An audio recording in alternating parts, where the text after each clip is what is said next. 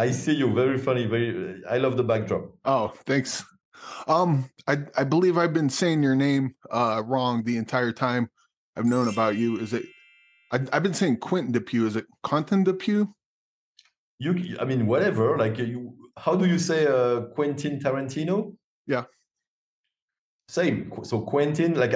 When I was living in Los Angeles, people were calling me Quentin, Quentin, Okay. whatever.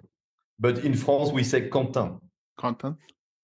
Okay. I just want to make sure I got that right, because a lot of times I'm sure you get this. You see stuff written so many times, but then Yeah. you have a way of saying it in your head, and then Yeah, you I hear know. someone else say it out loud, and it's like, oh, okay, didn't know that. But Quentin Dupieux, thank you for joining me today. And uh, I guess first of all, I want to talk about is your movies are so funny and strange and original, and especially the last couple of years, you've been doing a lot of them. Typically, someone of your ilk don't get to make a lot of movies of the type that you get to make. They either got to be big budget or four quadrant or something we've seen a million times. But you get to make wholly original things that seem to be the actual movies you want to make. How are you able to continue doing that? I think it's probably because a lot of well-known actors basically want to work with me uh, because I think I'm like a playground for them. Um, I mean, I know that basically that's how I keep on making these movies. It's because usually I write a script and I instantly find some great actors uh, to work with, and suddenly for the industry, it means something. Like if these actors, I don't know if you know them, but they're pretty big in France. It's very simple. It's like for the industry, it's a signal. It's like, oh, these people want to work with Quentin. Okay, let's make it happen because it might mean something. What do you suppose the secret sauce is as far as just For letting people, I think original voices be heard in general? it's I've been fighting hard for this, like for this freedom I have now. 10 years ago, it was almost impossible for me to finance a movie. Like I had to insist, I had to push, and it was like the small movies I've shot in the US, for example, they were a nightmare to finance. Like nobody wanted to see these movies, and so now I've been forcing. Now it's at the end of the process, I'm now like I have this card that basically allows me to make one small movie like this every year. And when I say small, I'm only talking about the budget, of course. And they're not tiny, they're not like invisible, uh, but still, for the industry, these movies, like are still considered as like they're small movies. Uh, so I think that's why it's possible for me to shoot one every year. It's because I have these big famous actors, and at the same time, the movies aren't very expensive to shoot. And also, like with smoking causes coughing, I could see this. I could see a version of this. It's like $100 million version, um, but it wouldn't have the same kind of charm with the effects and kind of kind of Power Rangers, Godzilla kind of aesthetic you have with it. Was it originally thought of as this, or do you just go nuts when writing and then based on your budget figure out how you're going to pull it off from there? No, like now it's almost automatic. Like when I write a movie, it's basically possible in my budget range. Like it's my brain works like this. Uh, I never see myself writing something too expensive because I know I want to make the movie in like in few months. So my brain goes, okay, if you want to make this movie, it has to be possible in this budget range. So, like it's all about knowing the possibilities. Like I know I will not get $100 million tomorrow to make a movie. So there's no point writing an expensive movie. So that's how my brain works. Like it's like, okay, what's the next one? Let's write something possible. Also, speaking of writing, what's the writing process for your movies? Like, do they come fully formed, or do you just go in with like a theme or a small idea and you just figure it out as you're writing it, or like what's the writing journey like for you? It's never the same. Like it's different on every movie. Like for example, the movie Mandibles, the movie about the giant fly. I started with just this stupid idea of two guys find a giant fly in a trunk. And I started like this. Let's see what happens. And yes, I discovered the movie while I was writing it. Sometimes I have the story in mind before writing. Sometimes I have nothing. Sometimes I just have some visual ideas. Sometimes I just have dialogues in mind. It's always different. And also, I just recently found out did a lot of music too, which I'm becoming a fan of that. What's like the I mean, art has a lot of crossover just in general, but what's some of the crossover between what you do in music and what you do in film? Probably editing only. Uh, the sense, like the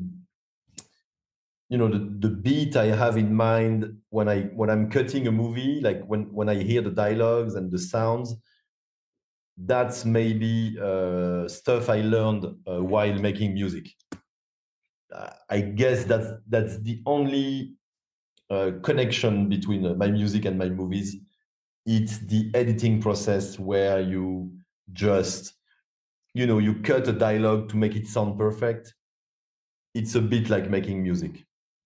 Kind of like pacing, maybe. Like we need to change the beat up here, okay, and then kind of I Yeah. get you. What are you still doing music today? Yes, a little bit, but my tool as a filmmaker is so much wider, and I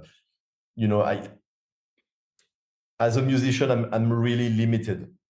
Like I can't, for example, take a guitar and play something. I don't know music that much. Like I'm not a good musician. I'm more like you know I make music because the tools are easy. As a filmmaker, it's different. Like my my my range is bigger, and I have the sense that I'm becoming slowly a master of what I'm doing, which is not the case in music. In music, I'm still like a stupid kid trying to make stupid music. Yeah. When I'm cutting a movie, I know that I'm building something stronger. I still think that like even with the music, like not knowing like the music theory though, the I think experimentation is kind of part of growing and part of being able to kind of learn it. When you say, Can you repeat it? I had some background noises. oh, sorry, the like experimenting with music or just in art forms in general, you're just kind of playing and figuring out, kind of stretching your arms, and you get to figure out what you can do without the restraints of, oh, these are the rules. This is the box I need to stay in. Yes, let's say like making music is cheap. You can spend 3 days on a computer making music. It will cost nothing, and still you can create something amazing, and it costs zero. When it comes to shooting a film, it's different. Like you can't just rent a crew and experiment stuff on the day. Everything has to be prepared. Everything has to be scripted. Otherwise, the ship sink. And also, it looks like you got another movie coming out. If I got all the A's correct, it's Dali, about Salvador Yes, Dali. you got Uh, it. You got it. Yes, it is. Yeah, a movie about Salvador Dali. Yes. Now, what's that? What's that one about, and when's that expected to come out? Do you think? We of course we're trying to screen it in Cannes Festival, just like Smoking Causes Coughing last year. It was premiered in Cannes. So I hope my Dali movie will be also, shown there. Well, I mean, based on your previous work, I'm very interested to see that. And uh, what I know of Salvador Dali seems like a good fit with your sensibilities. So I'm looking forward to seeing what you do with that. Thank you. Yes, I have an amazing connection with Dali, I have to say. Yeah. Also, I guess final question is my co-host. We have a segment called "What's in the Box," and we have people put movies in there that we draw from every week. Just kind of lesser known movies that you think more people should check out, or maybe just a movie that's personal to you that you happen to like. But is there a movie you would like to put in the box? Interesting. I would say SOB by Blake Edwards. SOB. Yes, Oh, by it's Blake Edwards. yes. Okay, I have to It, check it with Greg. He may have seen that one, but you but see, yeah. yeah, it's not his best, but there's something really special about this movie. To me, it's an amazing movie, and I know it's not well known. It's so yes, that's a movie I really love, and I know when I found it a few years ago, I was so excited to see it because it was like finding a treasure. Yeah. And also, one final question. Of your filmography, like what's a movie that you put out that or you got a couple shorts as well. Like what's something you put out that you really like that you kind of wish more people would go see? Obviously, Rubber was a pretty big indie hit, but like is there something else from your past that you put out? It's like, that one was really good. I wish more people would check that one out. No, I don't think like that. Like to me, it's to me, I get, like I usually get the response I deserve, and I take it with a lot of philosophy. Like that's just the way it is. And when you, I don't know how to say, um, even if 10 people actually love a movie I made, and they tell me it's already enough. Well, Yeah. I can tell you there's at least 3 on our show that do. But Quentin, thank you for joining me today. It's been a pleasure talking with you, and I'm a big fan of all your movies. So looking forward to seeing what everyone thinks of this one, and can't wait to see Dali. Thank you, buddy. Thank you.